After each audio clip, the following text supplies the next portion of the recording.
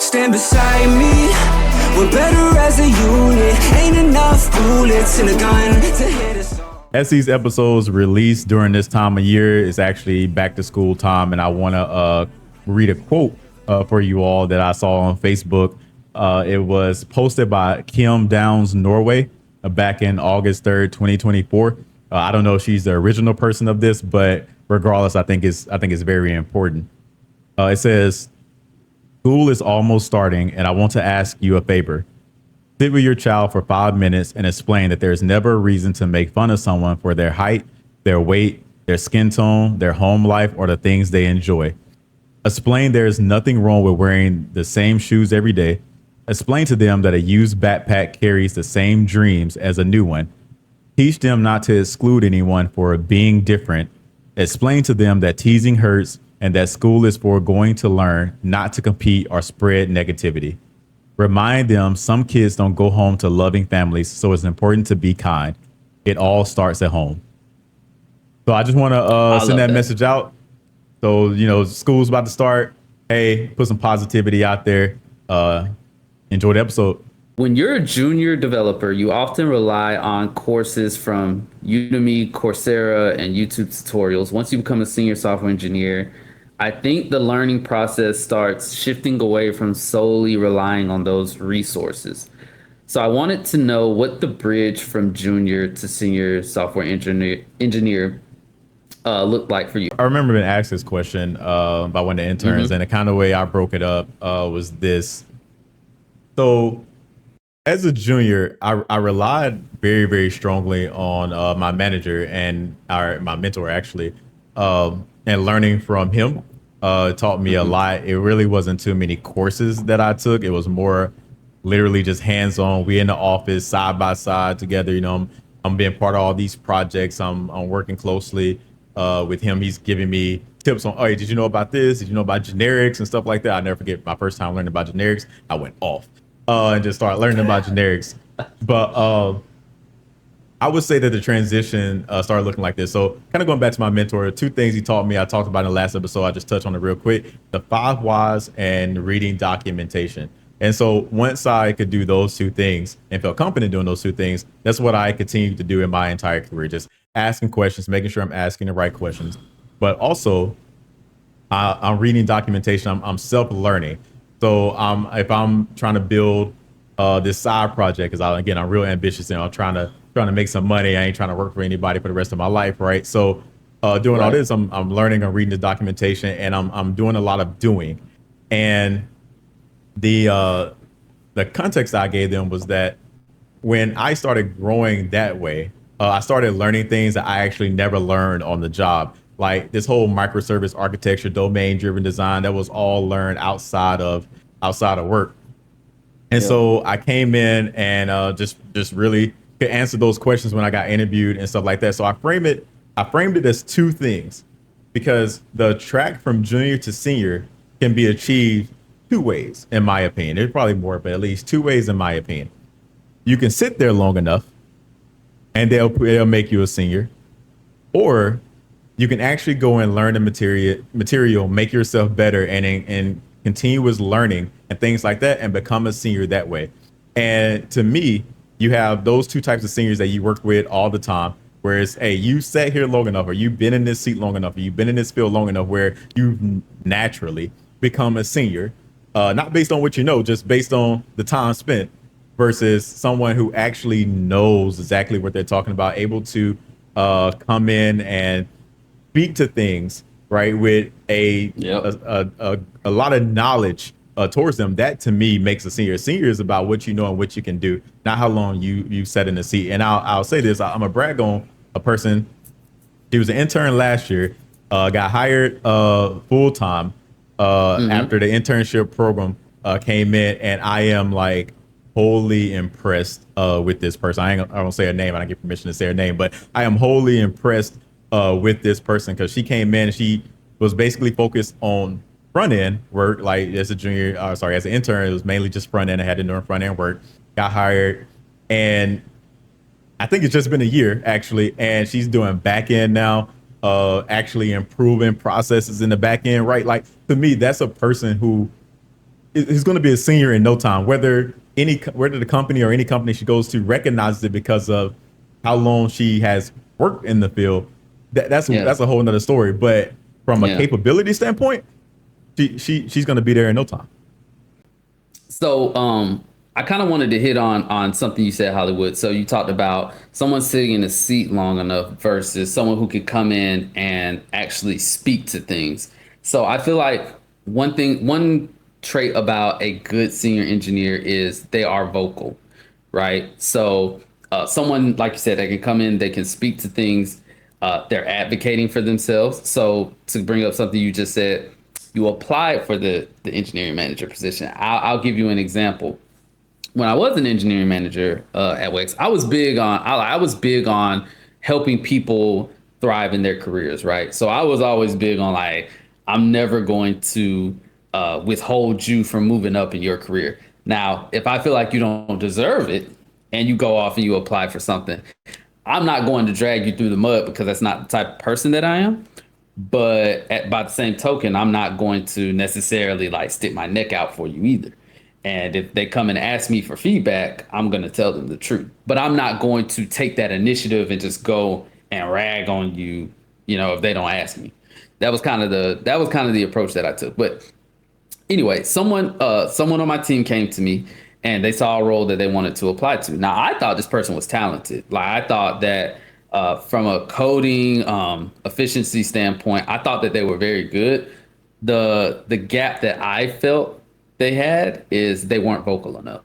And I feel like they displayed that to me because they came to me and they were like, yeah, I want to apply to this role, but I don't know, like, and they kind of kept going on with these self doubts. And in my mind, I'm like, well, I feel like if you really wanted it, you would just apply. Like, why are we sitting here having these conversations? Any time. So going back to what you just said, you applied.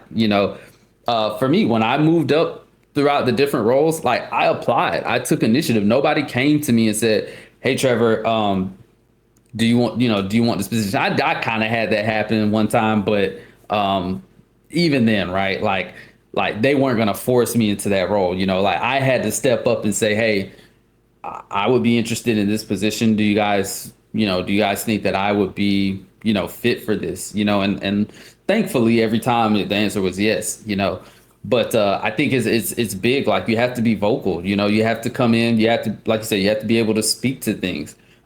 If you don't agree with something, I feel like you need to speak up and say that. Now, sure, like you said, if you're not an EM and you don't have the authority, then what comes back down might be, hey, tough cookies. You have to do what you have to do. But at least, and I've always felt this way, if I speak up on my opinion and I speak to the risks, I speak to the decisions being made and I offer my critiques, then if something happens, I always feel like, well, I told you guys how I felt about it. Don't look at me. I feel very strongly like if I'm vocal about something, then not only, and this isn't just a like cover your butt tactic, but I feel strongly in the projects that I'm working on, and I feel like at that point, like it's almost like my conscience is clear because I feel like I have done right by the project and the team by really, really standing my ground on something, and then from there, whatever happens, dog. Like, hey, it is what it is. Yeah, like if I told you the house was on fire and you decided to stay in there. Right. I mean, I did my part, right? Right. And when the firefighters come, aka executive, leadership, and they ask you questions, I'm gonna be like, hey, right, standing right outside. I don't know why they still in there, brother. Like, hey, I got out. Right. But yeah, man, I definitely think that kind of that bridge is really being vocal, speaking up. I would actually say, honestly, like if you're the type of person that's not going to speak up, I don't know if it will be the easiest track getting into a senior role because I'll tell you straight up, Hollywood, when I was an engineering manager, one thing that would get on my absolute nerves is if we're in technical discussions and we're debating and senior engineers aren't speaking up. Like I would call people out. I would say, "Yeah, what do you think?" Because I'm like, you're a senior. Like I mean, sure, yeah, I'm the manager. Won't do won't cool. I'm not gonna be here every day. I'm not in every single meeting. So I need you to be able to speak up. You know. So I definitely think if you're not comfortable with speaking up, I think it's gonna be hard moving up. And I would say to people just getting into tech, you really need to work on that muscle. Don't do it the way we did it. Don't be troublemakers, but you need to learn how to speak up. Yeah. If we were in a Baptist church, I'd be the assistant pastor. Hey, preacher. Hey, you preaching to the choir right now, man. You talking about something that annoys me. Like I'm asking a question and there's complete silence. So you mean tell me nobody here has an answer. And that's okay. If nobody has an answer, that's fine.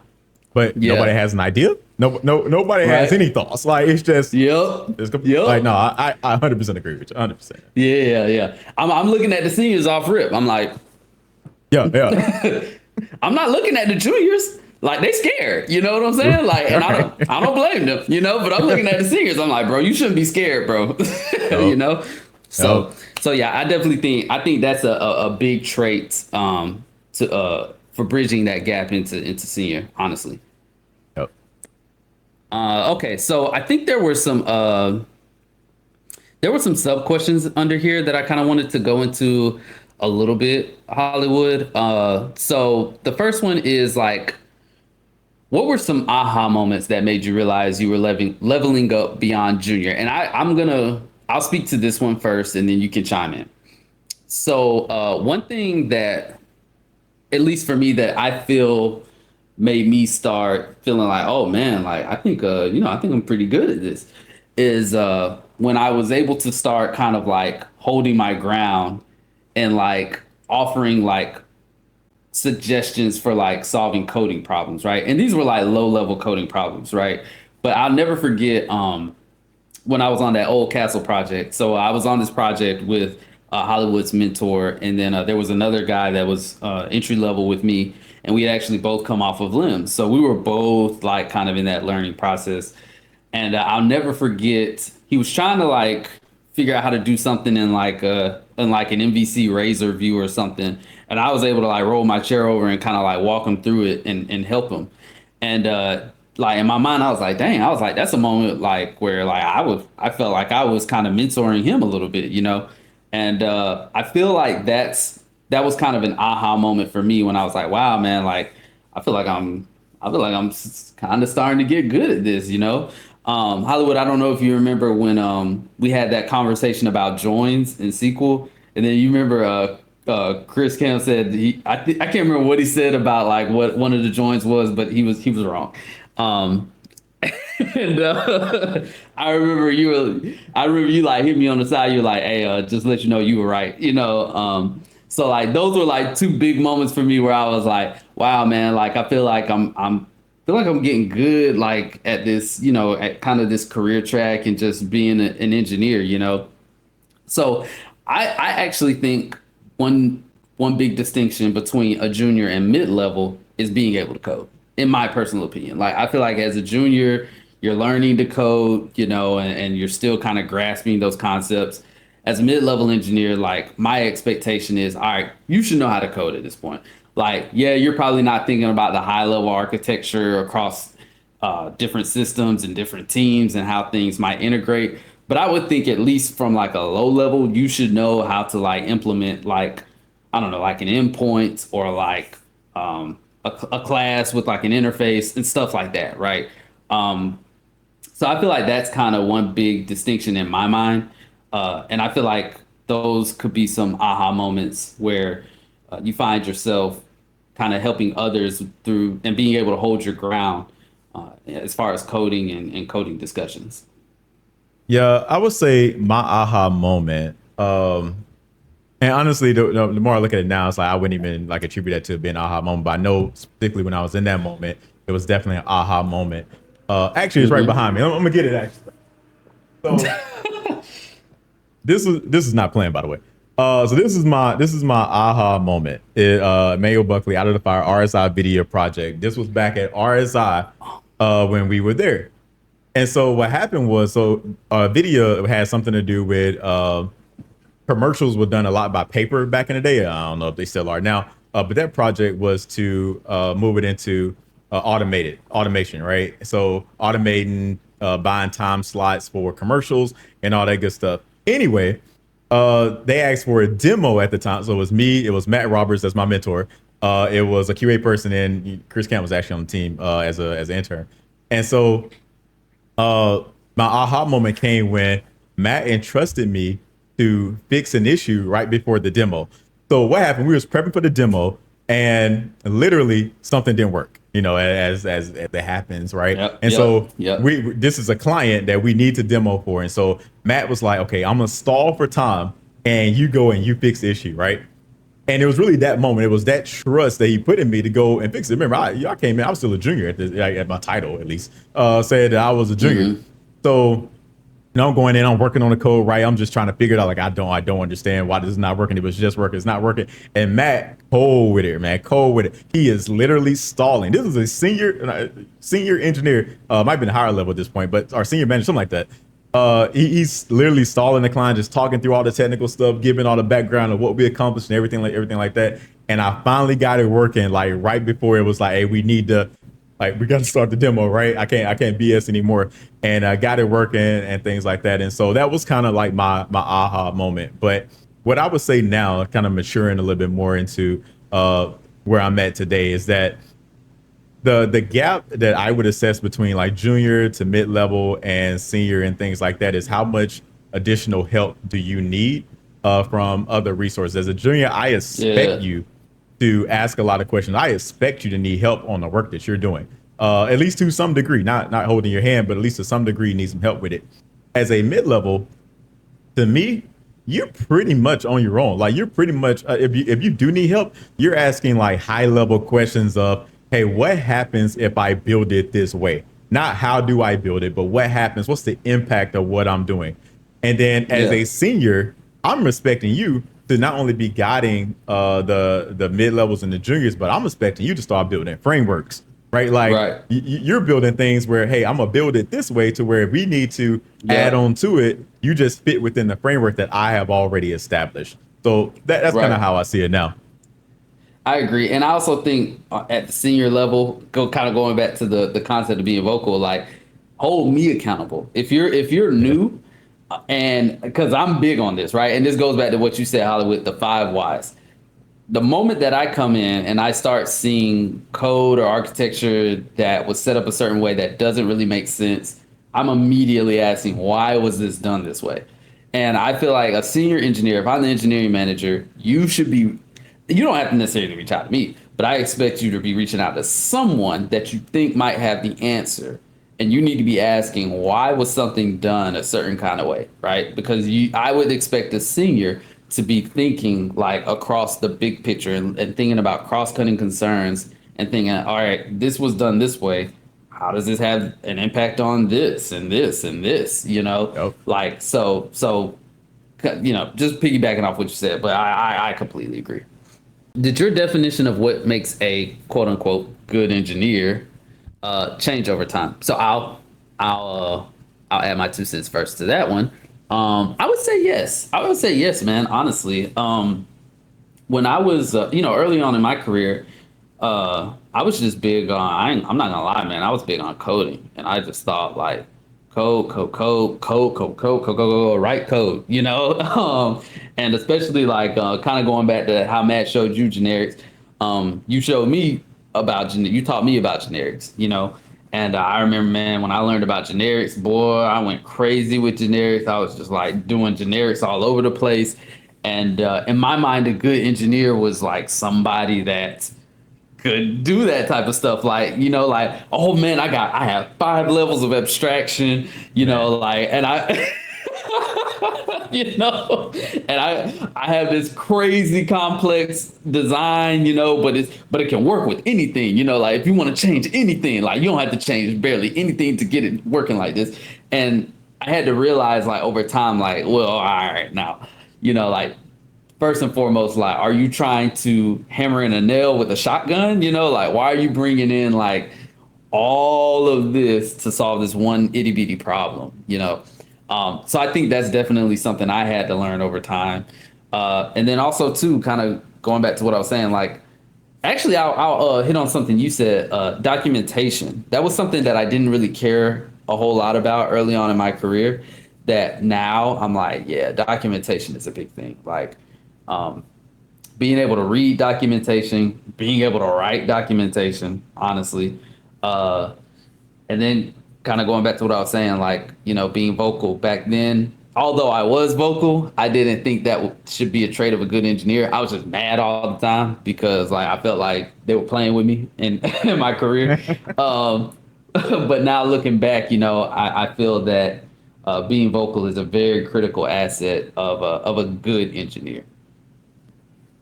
Yeah, I don't have too much to add to that. I agree with all that. I would just say that for a good engineer is you can write good code, right? Like to your point, right? The 5 levels of abstraction, that's actually fine if people can understand it. Because if people can't understand your code, then whatever you built, when they have to go in and do something else to it, they're gonna mess it up. Like your best developers will likely mess it up because like whatever intent that you probably had, you know, we're gonna go and change it. So I agree with everything you said, and I think that the documentation is very key because again, if we don't, you know, if nobody knows what you did, then good luck. Yeah, not only that, but going to kind of the flip side of the documentation, being able to read documentation. So, like you said, you know, how you expect like a mid-level engineer to not ask a whole lot of questions, or at least if the questions are more high level, you know, I think a good engineer, especially as they progress through their career, you're able to kind of take the assets and artifacts that exist and learn yourself, you know? So you're able to take documentation that exists and read through that and get an understanding, right? Obviously, you're not going to get 100% level understanding, but that's why I would expect a good engineer, especially at mid-level or senior, to just pull down the code, run it, and then try to break it. You know what I'm saying? Don't come to me asking questions about like how to run stuff like that. I think that would go very badly if you're like a senior and you're coming to ask me that. I would lose a lot of faith in that moment. Okay. How did your learning habits evolve? Was it a gradual shift or did something force it? Oh, that's a good question. Yeah, I don't know if my learning habits really changed. I've always learned by doing. Yeah. If I'm doing it, I feel like I can learn it. Versus, I'm not a big theory guy, right? Like I understand that if I should do, you know, if I should do 3 + 5 should equal 8, right? But I would love to actually put the paper and say, okay, well, let me actually make sure that you know, 3 + 5 does equal 8. I think one of the best traits of a engineer is to have trust issues. Now, it's not a good trait personally, right? But as an engineer, you have trust issues. You question everything. So I don't think my learning habits have changed. I always learn by doing. Yeah, I completely agree with that. I don't have too much to add to that, honestly, man. Okay, let's see here. Did mentorship play a role in your growth? How did you find good mentors or become one yourself? So the way I want to answer this, Hollywood, I'm going to take that first part, and then you can take the second part of how did you find good mentors or become one yourself? Because you become my mentor, and it sounds like you kind of become a mentor for others. So I would love your insight on like how did you, you know, find yourself becoming a mentor for others. But I'll take the first part of how did mentorship play a role. So for me, mentorship has been like very important, honestly. I think one thing that mentorship does for me is, honestly, I think it helps build confidence. For me personally, I'm not going to sit here and say that that confidence is something that every mentor builds and every mentee. But it's been big for me. Like definitely, you know, having you Hollywood kind of be my mentor, And then when I went over to Wex, my other mentor, Dana Staples, who's now a VP, kind of him being my mentor and helping me progress through my career. I definitely think the two of you have played a huge role in me believing in myself and feeling like, wow, like they're, they're saying these, that I'm doing a good job and they're helping point me in the right direction. Um, and it just really helped me to continue to progress. I think that's huge for someone as they're going through their career, is building that confidence, because especially as an engineer, right? Because as an engineer, you're going to create bugs, you're going to cause mistakes. You know what I'm saying? Like, there are going to be things you don't understand. There's a lot of complexity in engineering and writing code. So I think you have to have somebody there that can help build you up and help you to really like take hold to who you are as an engineer, and really feel like, wow, like they believe in me, I should believe in myself. I think another thing too is I think to a certain extent, I think a little bit of tough love is actually good. I think a lot of people don't do well with that. I don't know why I do well with it. I think it's because I'm the baby, and I had an older brother growing up, so I'm kind of used to kind of getting some tough love.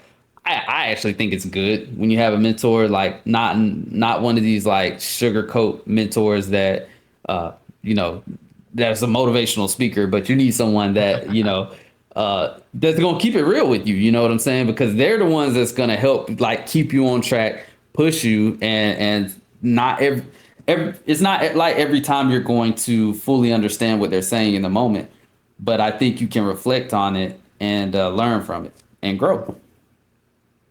Yeah, no, I agree. Give it to me straight, right? I don't need a lot of fluff. I'm not a big fluff person. Um, I do want to address that first part though. Did mentorship play a role in your growth? Like, to be Yeah. honest, I want to I got to give Matt Roberts a shout out, man. I don't think I am where I am today without his Yeah. guidance, right? Like he played a Yeah. big part, even to this day. Like the things I learned from Matt was from like 2014 to 2015. We only worked together for about 2 years, and I still, that's a decade ago, right? And I still use those things that he has taught me then to this day. And so as Yeah. far as how did I become a mentor? Like, I just care, right? Like, I'm not in competition with anybody. I don't feel like I'm in competition with anybody. That's not where I'm at in life. I just care about my fellow person, and it really started out with I care about people in general, right? But the reason why I kind of got into this field, and I don't know if this is a question coming up, but the reason why I got into this field is that I wanted to give back, right? And I believe that technology can help bridge the economic gap between minorities and white people, right? Like, historically, we've been down, and so my care, the way that I care is not just siloed to minorities, right? Just to be clear, and that's Yeah. Right. evidenced Right. by just the people I work with, right? But I think I care, and I want to see you all do well, right? I want to see you all do successful, and I want to win together, right? I'm a win together type of person, and like, this whole kind of going back to this whole podcast, right? Like, to me, I see this podcast as being successful with Trevor, like not oh, EB could have did this podcast by himself. No, like, I want to win with Trevor, Yeah. not win by myself. There's no value in winning by myself. It kind of goes back to the burning house thing. What value is it if you made it out and nobody else did, right? Yeah. So I care, and I think that has really attracted various different types of people to, okay, well, let me go and reach out to this person. I'm always willing to give information. I'm not a gatekeeper. You can know as much as I know. I'll Yeah. give you everything that I know. And now that I've kind of accepted the fact that I have been a mentor to a lot of people, and I am a mentor to a lot of people, I literally kind of bring it back to Matt. I want to be the mentor that Matt was to me, right? 'Cause I want to be Matt's, literally, I want to be his best mentee that he's ever had, right? And I always try Yeah. to live up to that and be the best. And so just to have that type of impact and influence on somebody, I definitely try to do it on the people that accept me as their mentor. And it's just Yeah. all about growing together and winning together. Like, let's do it together. Like, it's a lot Yeah. of division. It's a lot of division that's going on. We can keep it a buck, right? There's a 100%. lot of division Yeah. that's Yeah. going on. But Yep. there's enough for all of us, right? So let's go do this Yeah. thing together. So that's kind of my approach and my mentality as a mentor. I love that. I love that. So a follow-up question I have, Hollywood, is like, for people of color, like, I think it's extremely hard for us to find mentors, especially like we're already people of color. So right off the bat, like, you're already in an environment where everybody doesn't look like you. You're probably gonna feel a little bit of discomfort, especially as a junior. How do you go about finding a mentor, especially in your case, right? Because I mean, in my case, it was just, I guess it was just God, because luckily I was able to link up with you, and we look alike. But like, you went in, and Matt became your mentor, but you guys don't look alike. I mean, that's a white male, that's a pinnacle of patriarchy, versus you, you're coming in as a black male. What would you say to a person of color that's entering tech, when they're around a lot of people that don't look like them, and they're trying to find that mentor? Yeah. So you actually kind of answered this at the beginning of the podcast, right? With the whole level of discernment. All right. Matt's a good dude, right? Like he's just a good dude. Like you've had conversations with him, right? He's just a good dude. Oh yeah. Oh yeah. And so really just kind of talking to people, and people will, you can kind of assess people's motives and things like that. But if you ever like get with a group of people and get with that crowd and get with a person who's just giving off like those good vibes and that level of, hey, I want to see you do well. Like they'll spend time talking to you, right? They'll reach out to see if you doing good, right? Like I'm a bad communicator in my personal life, right? Like I'll admit that, but I have people who just reach out like, hey, how you doing today? How you feeling today? If you have people like that, like gravitate towards them, because they really do care. And the difficulty is that for us, right, people of color, is that the likelihood of us finding a mentor that looks like us doing the same thing that we're doing is probably not as high, or not probably, is not as high as other races. So we kind of have to amalgamate different types of resources, different types of people in different types of fields together to really kind of bring that same sense of mentorship to our workplace, right? So that'd be my opinion, my take on it. Yeah, I completely agree, man. And to your point, like Dana, he's a white male, but you really hit the nail on the head. Like Dana, just the way he carried himself, and the way that I was able to step back and see how he treated other people, and that didn't take anything away from like how he held people accountable, how he led, but he was a very people driven leader. He cared about his teams. He went to bat for his teams. He protected his teams. And Dana was actually let go as well. Not at the same time as me, but he was actually axed in a layoff effort before me. And I actually feel like that part of the reason he was let go is because he was big on protecting his teams. He was a director, and he didn't play that, man. Like he was like, nah, man. Like if y'all coming with this foolishness, y'all trying to change all these priorities. This is what the team is saying, like I'm not going to sit here and try to force feed this to them when they're telling me something. And I know this to be accurate and correct. So it is what it is, and so, I think he kind of fell on the sword for everyone else. But yeah, I completely agree, man. Skills surprised you in terms of how important they were at the senior level. Do you feel like maybe we've already kind of answered this? I know we've kind of hit on like the documentation vocal piece quite a bit. Yeah, I think we're probably to circle back to, at least for me, communication. Being able to articulate up. You touched on it too. With, hey, you come to me with a whole bunch of jargon, right? And it doesn't make any sense, right? Now you completely lost me, and we're about to go into a rabbit hole of a conversation now about something that's not probably relevant to the entire thing, because you confuse me. And the thing about us, right, is we need to understand. Like we're not those type of people who's like, okay, well, you give us some word jargon, a word salad, right? We're like, okay, well, I mean, okay, you said something, right? Like, no. It gotta make sense, right? 2 + 2 has to be 4. Right, right. If you tell me it's 5, why? You know? Yeah. And Please now we've lost the explain. plot. Yep. Yeah. It's like, please explain how you got the 5, right? Like, let's work it all Right. the way out. And now it's Right. the whole Right. thing, right? So Right. I think I agree with your assessment there. And yeah, for me, it's the communication. 'Cause if you can't communicate, you have a very rough time. Yeah. Let me ask you this. I'm going off the cuff here. What would you say to someone that's entering tech and maybe they're not the best at communication? There are a lot of engineers that are introverts, right? And maybe they aren't the best with their words, right? Maybe they're not the best with composing, a message to bubble up, right?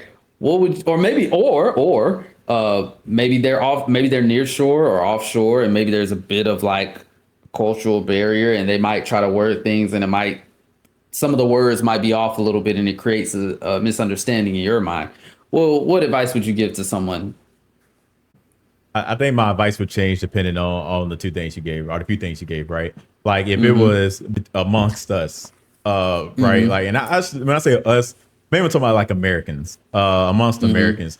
That's a skill you need to improve on, right? Like that's Mm-hmm. one thing you can't just say is that, oh, I'm not good at it, so it is what it is, right? Like, nah, that Mm-hmm. communication is fairly critical because again, if you can't communicate, then you can't advocate for yourself. If you can't advocate for yourself, True. you're going to be in a very, very tough position. So you need to improve True. that skill. Now, when it I comes agree. to cultural differences, I think both cultures need to try to adapt to the other in some way. Like it has to be some middle ground you all can meet on. Because as an American, it's very easy to be like, oh wait, you all should just go learn English, right? And I had to Yeah. check Right. myself one time. I actually went to Mexico one time, and Mm-hmm. I found myself in my head. I never said this out loud, right? But in my head, I'm like, man, I Mm-hmm. wish they just spoke English. I wish they spoke English. Like, wait a minute. You're in their country, right? Like, like you can't. What the audacity of you to come here and be like, oh well, you all should speak the language that I just brought here. No. So I think Yep. there has to be Yep. some middle ground there, right? Where we're all trying to meet. In a way that we can communicate effectively to each other. Like you don't need to know perfect English. I don't think I need to know perfect Spanish, right? But or whatever the language is, right? But some Yep. type of middle ground there where it's like even though like they're learning English or because English is the primary language or secondary language depending on where you go, right? Even if Right. they're learning it, you got to give some level of grace to that Yep. and be able to decipher, hey, exactly what they're saying from their words. I completely agree. Back when at my previous company, we had a large footprint in Brazil, so we had a lot of people from Brazil work for the company, and I actually would try to like take initiative to like learn certain Portuguese like phrases and things like that. Now I wasn't going into a whole like full on Portuguese class or trying to like do Duolingo or anything like that.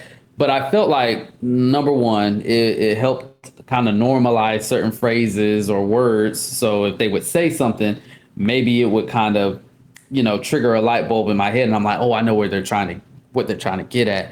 And number two, I think it also kind of showed them that I was trying to meet them halfway. Like it showed that I was kind of like, hey, I'm not coming from a place of privilege and saying like, oh, well, this is an American company, you need to speak English. Although that is what the company would tell them when they would be hired. But I kind of wanted to take it a step further and say, like, I know that this is what they say, but as a people leader, this is me, extending an olive branch and showing that I truly care about your culture, and I want you to feel comfortable and feel like you have a safe space where you can use some of your language, Um, so yeah, just kind of speaking to what you said about like kind of like having that middle ground.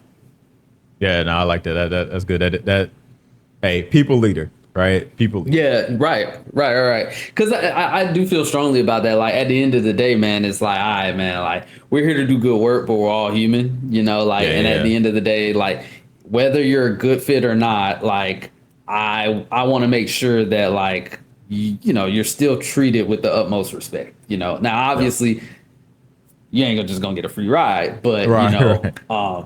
I'm still going to respect you no matter what. Yeah. Agreed. Okay.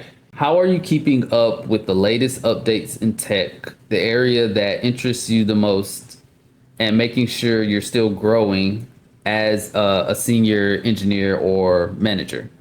Do you want to answer that? I do have some sub questions, so I can either go directly into those, or if you have thoughts just off the high level question, you can just jump right into it.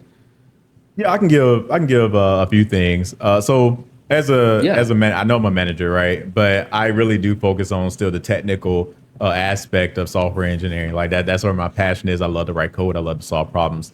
And so I Yep. kind of going back to something we said earlier about learning at least two languages. My two languages, my favorite language is C sharp. That's home, right? But then Yeah. JavaScript, and I know JavaScript, and so I'm actually subscribed to a newsletter called, I think it's called Byte Go. I got to go look it up now. I don't have it memorized. Mm, But it's a newsletter, and they always send out stuff kind of related to the JavaScript.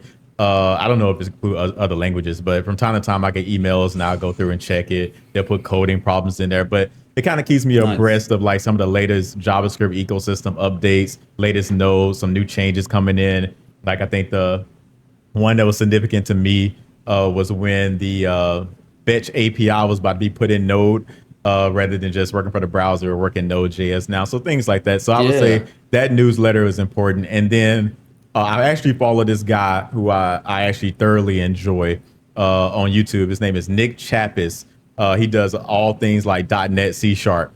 He gives good advice, good tips, and things like that. So those two forms of media is what I use to kind of stay abreast on JavaScript ecosystem type stuff, and then C Sharp .NET. Nick Tappis, does he have an accent? Yeah, yeah, yeah. I'll be watching him too, dog. Yeah, he nice. Yeah, He nice with yeah, it. you know, He yeah, nice with it, dog. He nice with it. I'll be watching him. I'll be watching him. So it's funny you bring up that bike. Go. Matter of fact, you send me that. yeah, I will. So one, yeah. So I'm subscribed to something else. It's called Daily.dev, and when you sign up, you can you basically select all these different topics, and you can select different technologies, and then it'll create like a curated feed for you where like you log in every day, and it's almost like scrolling through social media where it's just like all these different cards of like blog posts or articles and websites and just all kind of cool stuff. So that's actually one mechanism that I use to try to stay up to date. I'm periodically logging in there, and I'm just like, all right, man, what's going on? And just trying to stay abreast of like newer things that are happening. Kind of piggybacking off what Hollywood said, JavaScript, C Sharp, those are definitely like home for me. Most recently, not in the workplace, but kind of like outside of work, side project. I've gotten into Go, and that's actually been pretty interesting for me. I like it. I'm not gonna lie. I am liking Go. So yeah, that's kind of my little like mistress, if you will, on the side when it comes to languages or languages or frameworks. But yeah, Right. yeah. Kind of. It's interesting that you bring that up, Hollywood, because in interviewing for engineering manager roles, that's probably like the most common question that I've been asked is how do you stay up to date? So I think yeah. So I do think that that's important. I think in the Hollywood's case, you're still coding, you're still very close to the code. I don't know if I could say that for a lot of other engineering managers out there in the industry. I'm akin to you. I like to be close to the code. I kind of feel like, hey, how can I speak to the team and what we're working on and the technical part of it if I don't even know like what's underneath the hood. But I feel like the fact that I'm asked that question a lot, to me that gives the impression that there might be a lot of engineering managers that aren't day to day looking at the code and that close to it. But I'm kind of like you. I like to be close to it. Yeah, this goes back to my trust issues, though, man. Like, yeah, yeah, Yeah, you yeah. could tell me it works this way, but if I ain't Right. seen it, I'm not there yet, Right. right? Like that's probably Right. a trait that I got to get rid of to become maybe a director at some point in the future, right? Where I'm getting further and further away from Yeah. the code because like, I got to trust what you say, and not that you would lie, right? But some things can be written in a way where it's like, I hear you, and I know how much I know how much work, or at least I think how much work it would take to do this. And you just Yeah. kind of said it's done in like, a couple of days. And, like, Yeah. okay, but, all right, it's kind of intense. But, hey, But I also think that the further you move up, like into a director and a VP role, like your role is across so many facets, bro, that I think it would be very difficult to try to like understand a code base because bro, at that point, how many code bases are you looking at? You know, like as a VP, you're over multiple orgs, and like an org in and of itself might have an entire system that they maintain themselves. So if you're over 3 orgs, I mean, how many repos, services, applications we talking about? Yeah, no, I agree. Again, I'm not there, so I can't really speak to it. But I would probably see Yeah. myself. I could probably see myself attending more demos in the future because like now I really, really, really want to see what you all are saying that you have done. Yeah, and I think that's where once again that concept of being vocal really stands out because I think as a director or a VP, like when you get into those demos, unfortunately, you have to ask those hard questions, right? When someone says something or when someone shows something that doesn't really make a whole lot of sense, in a way you kind of have to put them on the spot. Like I think there's a respectful way that you can do it, but you essentially have to go, what when you said this, what does that mean? Or you showed this, why is that this way? You know? And I think at that high Yeah, level, that helps them learn. And then unfortunately, that's when at that high level, you have to kind of push back and go, that's not good, you know? yeah. My problem with the demo is this though. It's almost too late at that point, right? Because they've True. already committed this. Like they've committed. They first off, it's already in True. there. Is there, and they've already kind of committed that. Hey, this is what we are going to release, and it's like, wow, this made it through a whole bunch of checks and balances, and we arrived Yup. here at this, right? Like, so I don't know, Yup. man. It'd be. I had to figure out these trust issue parts. Well, that's when I would look at the engineering manager, right? And I would go, okay, why was this done this way? And they might have a legitimate reason, right? Like they might be Right? like, Yeah. hey man, stakeholders and PI planning, they gave me a bunch of crap about this timeline. So this is what we could get done in this time frame. And I'd probably lay off if it was something of that nature, you know. Of course, depending on the priorities and the severity of the project and the severity of the thing that I'm questioning, like I could see myself being like, nobody brought this up to me, but it all depends, right? Like it all Yeah. depends. Yeah. But Yep. just depending on the situation, I mean, if I get a valid reason, I'll lay off, you know. But once again, Yeah. if I hear silence, that's Yeah. that's not going to go well for anyone, you That's know. the wrong answer, right? Like, Right, at right. least say something. Like, at least say Right. something because you say nothing. Now I'm assuming nobody has a clue on what's going on, Right. and now I'm Right. really upset. Like before, it's like, okay, at least you had an answer, right? Like it may have been a wrong answer, or it may be a wrong assumption. That's fine. We can work Right. on that. But Right. nothing. That's not. Yeah.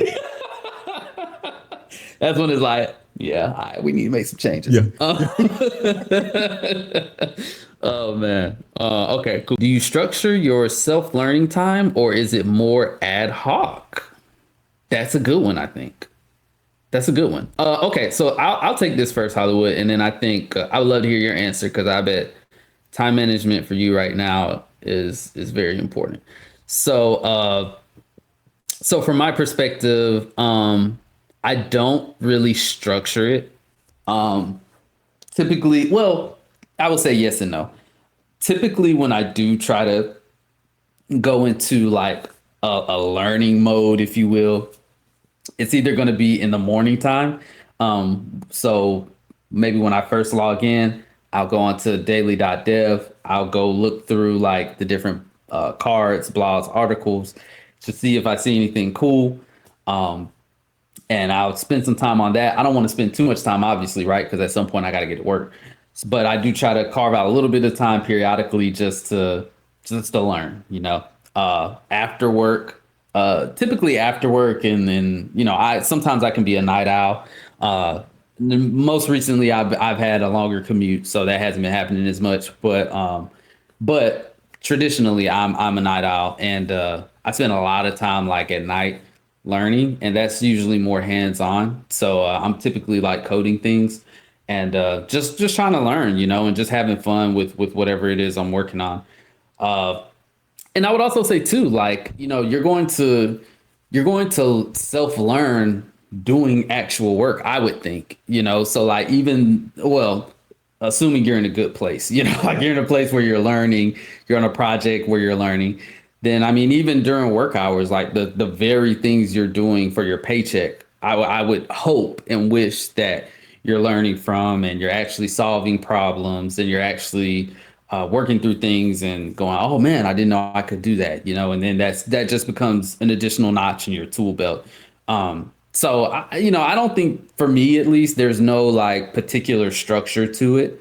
I have some particular like habits about it, but it's not like every single day in the morning time I go look at daily dev. Sometimes this is evening time. Like it just varies. But I think the key is just carving out that time period, carving out that time, and then trying to find those opportunities within your actual job. Once again, going back to being vocal. If you're on a project where you're not learning, like especially if you're just entering the tech industry, like I think that's a cause for concern, and I would try to speak up if possible, to try to change that, because I think especially when you're at the junior level, like that's when you need to be a sponge. Hollywood. Yeah, I would say mine is definitely not structured. Is more ad hoc. What has really helped me though recently to maximize the minimal amount of time that I've had to do a lot of ad hoc self learning. So if you go to my GitHub page, I don't even know how much is public. It probably definitely not all my projects are public, but if they were, you see, I spend like a lot of time just doing stuff that I never finish. And so my learning comes from just actually doing, but I'll take some time on the weekends to go and code something if I have the time. Because I'm trying to build something. Again, I'm not trying to work for somebody the rest of my life. I'm just trying to throw something out there. Maybe make some money one day. But anyway, that's how I learn. But at my job, since I'm so tied up in just a lot of team management stuff and priorities and just a whole bunch of other stuff that we won't get into here. The way I maximize my time is this. So kind of going back to, and I said this before, I'm really deep into actually coding and putting in like the work to actually do hands-on coding. And what I have found is that AI, Chat GPT, has actually really made me a better coder and actually has re-energized my learning and maximized my learning. So the way I do it is that I still code on my own, right? Like I don't go to Chat GPT and be like, hey, can you write this code for me? Unless it's something I don't care about, like a bash script that I will never learn and refuse to learn, right? Like I will go and actually code it up myself. And then after I've coded it to the best of my ability, the best of my capability based on what I know today, I'll go start having a conversation with ChatGPT. Hey, how do I take what I've done and make it better, make it solid, make it resilient? And either say, hey, you've done a great job, and maybe I'll add this. That's not the majority, but a lot of times we will say that. But for the most part, like, hey, you actually can rewrite it like this, or you can think about it like this, and here's why it's important. And really just taking that information, just being able to like learn how to improve my code really has maximized my time, because I've been a fairly quick coder anyway. Like I can type up, I can get a solution out fairly quickly, and then I can go to ChatGPT and say, okay, I got it out quickly, best of my ability again. Help me improve upon this. So it's helping me improve. I'm going, I'm studying it. I'm having conversations back and forth with ChatGPT. Oh, partitioning database. Why is it important to partition a database? How do you partition it? Is there a way to do it based on these, like just learning stuff, right? And that's really what I have been utilizing it for. And I went on that tangent to say this because I know that there are a lot of people who feel intimidated by ChatGPT or AI in general. And I never wanted to be that person who was like, stay off my lawn, right? But at the beginning, I really wasn't like a AI person, right? I always feel like I can code better than AI, and naively, I still feel like I can do that, right? But my advice to juniors coming up is that don't wholly rely on AI. Code things to the best of your ability, and it may not be good at all. It doesn't matter. Code it to the best of your ability. Have a conversation with AI and improve upon it, because you're gonna learn how to make code better, and it actually can accelerate your career and actually gives you an advantage to people who are not using it. And it gives you an advantage, in my opinion, to people who are only solely using it, right? Because if you are only solely using AI and you're saying, hey, write this code, and you don't understand anything that it outputs, at some point, you're going to have to fix it. Yep. And if you can't agree. You can't fix what AI output it, like you're going to be in a very, very difficult state.